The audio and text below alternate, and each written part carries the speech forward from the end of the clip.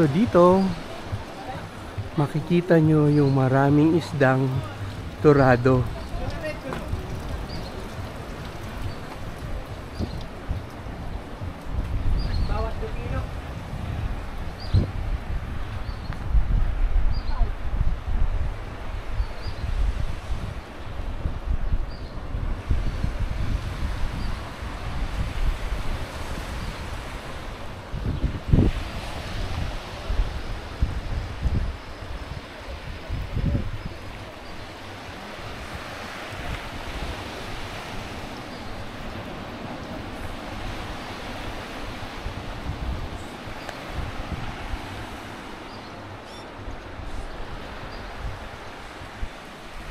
So nandito po tayo sa small fishing village ng Jura, kung saan hanggang ngayon ay may fishing ritual pa rin ang nangyayari dito.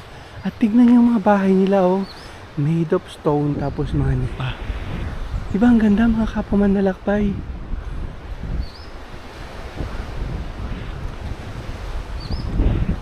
So eto yung simbahan nila.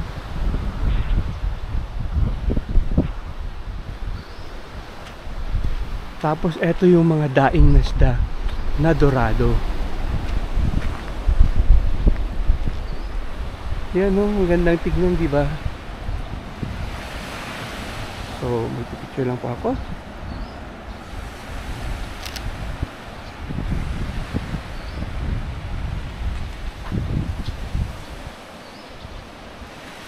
So, eto po yung mga isdang dorado.